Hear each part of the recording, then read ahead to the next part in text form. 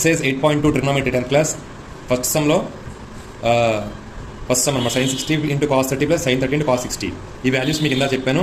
sin 60 అంటే √3/2 into cos 30 అంటే √3/2 plus sin 30 అంటే 1/2 into cos 60 1/2.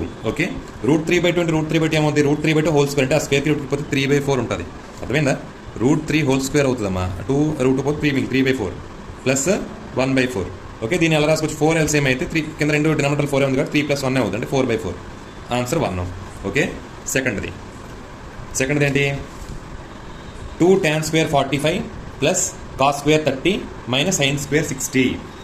2 tan square 45 2 into tan 45 అంటే 1 స్క్వేర్ అంటే 1 2 ఇంటూ 1 ప్లస్ cos square 30 అంటే √3/2 హోల్ స్క్వేర్. cos square 30 అంటే √3/2 cos square 30 అంటే √3/2 హోల్ స్క్వేర్.